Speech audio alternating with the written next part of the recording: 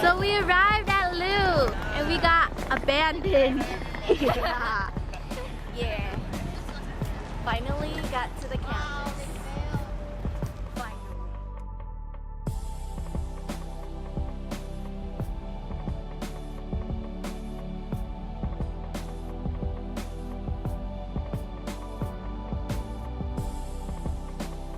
That's what sin is.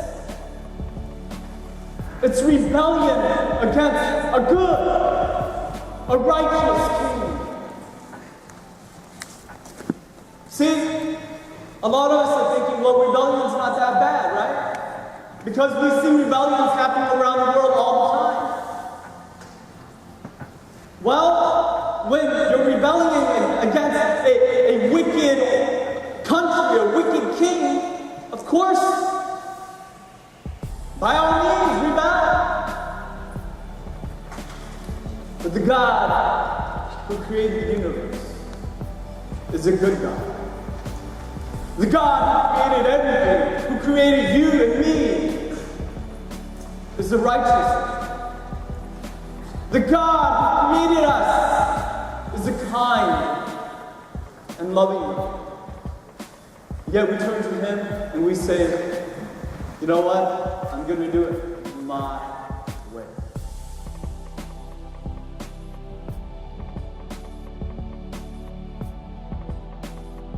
Jesus walks up to this man and he asks what I think at first glance is the most ridiculous question of all time. He says to the man, "Do you want to get well?" Brother. I mean, I imagine the scene. This paralyzed man has no idea who Jesus is, but here comes this guy with a beard and a nice white robe on. He comes up walking to this guy, and he's on the ground, has been there for 38 years, and says, "Do you want to get better?" This guy has the right to haul off and hit him if he wants to. Do I want to get better? Look at me. Look how long I've been here. And the situation, he says, is that every time the water gets stirred, I got nobody to help me get into the water. Now this question to Jesus seems ridiculous. It seems ridiculous. It almost seems rude. Like you don't ask, like imagine you going into a hospital, finding someone who's in a wheelchair, and saying, "Excuse me, do you like being in there?" It's the same thing. Would you like to get up and walk out of that thing? They would ignore you. They might even spit at you. I don't know. But it is a ridiculous question. But Jesus asked the question to prove a point. Now, we all know behind the scenes, by the way, that Jesus can snap his fingers and this person gets up and walks, right? We get that. But at this moment, he did not know. But here's what Jesus is doing. He's putting the emphasis and the responsibility for the healing not on himself, but in the paralyzed man. Why is that so massive? Because, did you ever wonder why Jesus didn't just walk around and just like touch people and they would be like healed? He could just go in that entire area and just walk around touching people and doing his thing, right? And all of a sudden, like everybody behind him was getting up and walking around. It could have been the greatest miracle of all time. Why doesn't he do that? It's not because he can't. It's because you won't.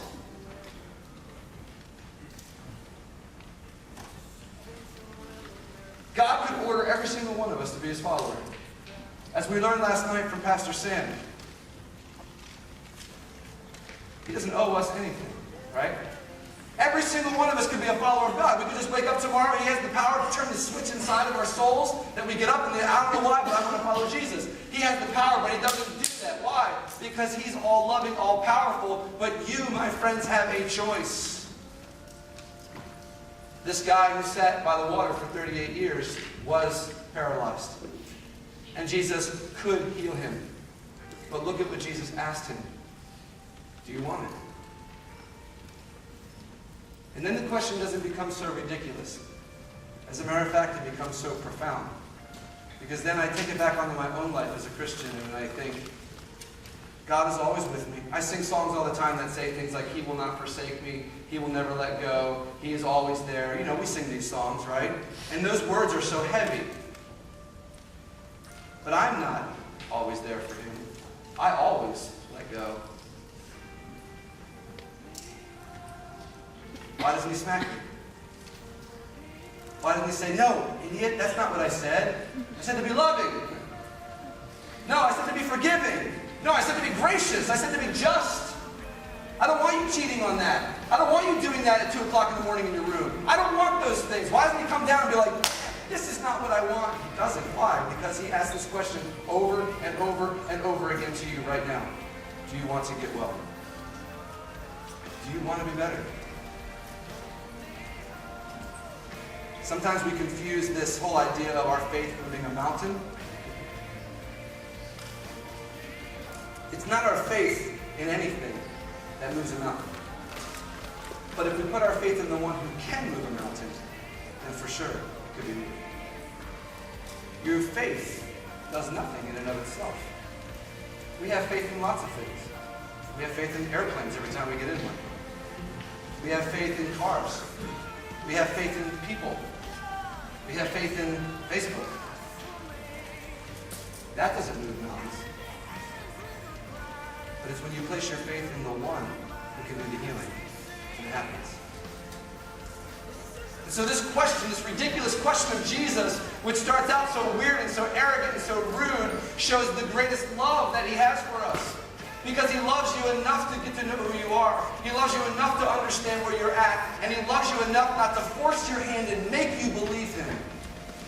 Think about that for a second. He doesn't force you. Maybe sometimes you feel like the church forces you, or your youth pastor forces you, or your parents are forcing you. But please understand, you will never find a time where Jesus took a disciple, put his head in the ground and said, I'm not letting you up until you say I believe in you. It didn't happen. He didn't like ratchet his arm up behind and say, Peter, do you believe? No. Do you believe? No. Okay, now I believe. Okay, great, we got another one. He didn't do that. Instead, he says to every single one of you, and me included, this morning when you woke up, do you want to get better? Do you want to be healed? And this man's response, which by the way, he's not a Christian, he hasn't done anything to deserve the healing of Jesus, says, yes, I do. And then Jesus does this beautiful, miraculous healing on him. And within an instant, the great God of heaven, through his son Jesus Christ, touches a man who in 38 years hasn't moved a muscle probably, hasn't bent an arm, has no tendons, has no muscles, has no way to do, and all of a sudden it's completely restored. And somehow the guy knows how to walk too, because he walks away. Think about that for a second. I can hardly walk well when I get up out of a deep sleep after one night. Right? You're like, whoa, man, that was deep. Imagine 38 years. Oh, I think I'll just walk around. How's it happen? It happens because Jesus can do it. It has nothing to do with if he can or if he can't. It has everything to do with this man wanting to be healed. So if you, my friends, right now are at a place in your life where you're not sure if God's real, if Jesus is real, you kind of understood last night, but you're not really sure, here's the only question right now, if you're really super confused, that you have to answer. Do you want to get well? Because if you don't want to, it's fine. God's not going to force you. But if you want to, really in your heart, get well, he'll make you well. You can do the impossible.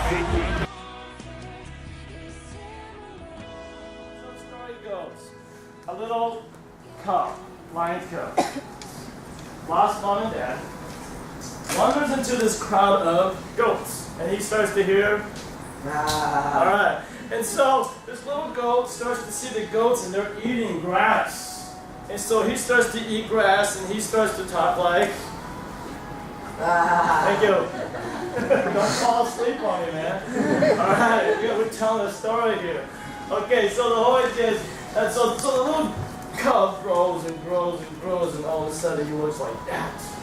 Huge lion. One day a lioness, you all know what a lioness is, right? Yeah, a woman, not a cow, but a woman. Okay, a lioness is a woman cow. A cow is a woman cow. Okay? So basically, this woman lion, a lioness, is preying on these goats. and she starts to stalk on them. And all the ghost starts to, jump away. And here's this big lion jumping on the grass, and because he was comfortable hearing. And so he's chomping on the grass, and all of a sudden they're gone. But he looks up at this lion that jumps on and growls. What does he do? What does he do? What do you think he did? Plays dead. What? Plays dead. He plays dead. That's right. He does play dead. He's so afraid. He plays dead. She gets mad at him. She knows that this guy is a good-looking lion. He needs to go and kill animals and be a lion. So she takes him to the water. He's still shaking like a little goat and doing, yeah. It doesn't sound like a lion. All right, it sounds like a goat because he's been influenced by the goat family for such a long time. And so this lion is shaking. He couldn't see his image in the water, so the lioness gets fed up with him. She takes off, goes and kills an animal, rips it open, takes it to the lion, growls at him. Eat! He takes a lick. He starts chewing on grass, wishing he can hear this.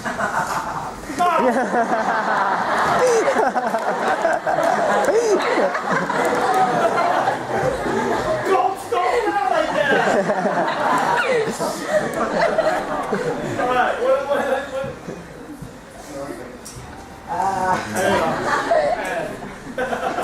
This goat turned human.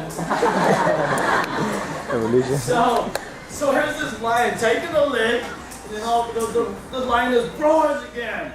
Takes a bigger bite. Roar! He starts chewing the meat. Starts chewing. Blood rushes up his system. Starts to lick his chops. Finishes the animal. Finds out that he really is a lion. See, guys, that's who we are sometimes. We're in a world that we're so influenced by all these things, and sometimes we're like goats.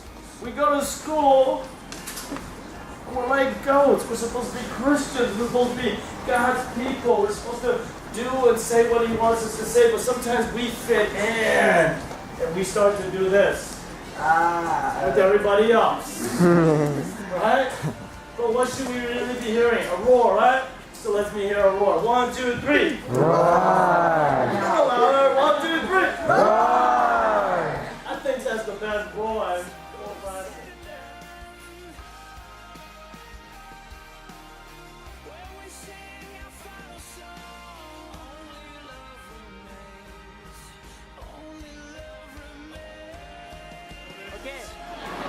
Okay, 1, 2, 3, go! Go!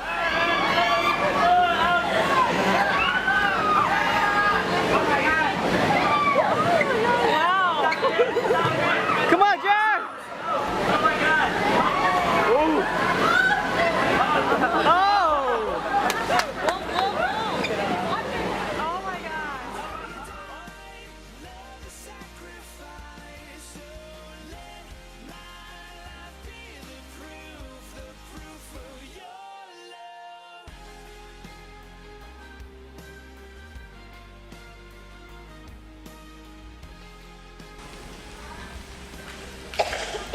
As Jesus prays that he gets to the place where he's going to lift us up, he's going to pray something very specifically, and look at what he prays for.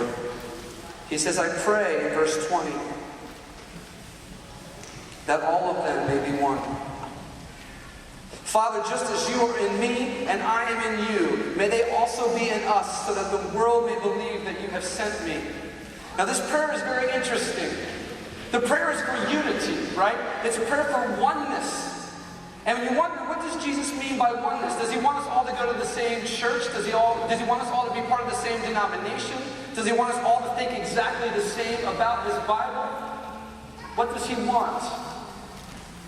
But see, those are the wrong questions, because our oneness as believers is not in who we are, but it is in who we are looking at.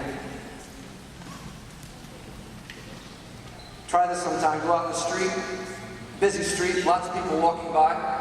Just kind of look up, stare for a while, kind of focus on him. And then before you know it, someone will come up and they'll be like, looking. Then 5 people. And if you like really peer, like you're seeing like maybe a plane exploded or something like that, before you know it, you'll have like 100 of people looking at that, which is actually nothing, but you should try it. But here's the deal. When you're looking up, when everybody's looking up, guess what happens? Even though you have no idea who these people are around you, you are one in the thing that you're looking at. And that's what Jesus asks for us. That no matter the denomination, no matter our ethnic background, no matter the language we were born speaking, as we look at Jesus, we all have oneness. But if we look at each other, we are not unified. If we want to be something that we're not unified. Even if we sing the same songs and raise the hands at the same chorus line, we are not, unless we are all looking at Jesus.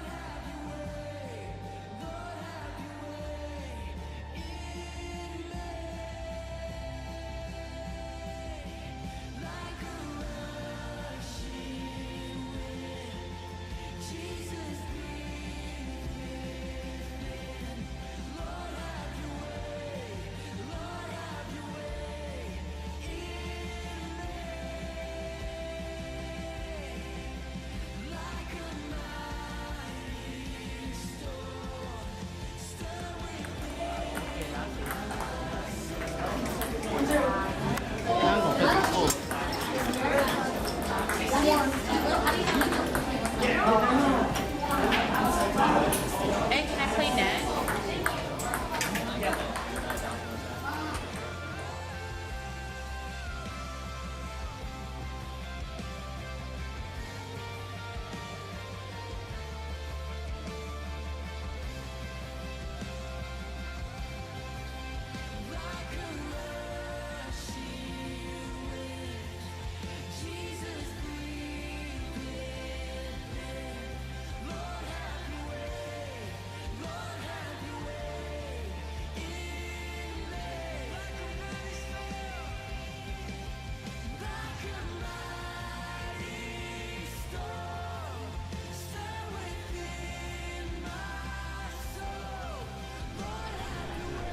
Like we're home, Luke's taking video too, and then we're all tired, long day.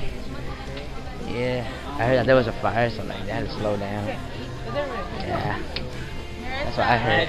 I was like, yeah.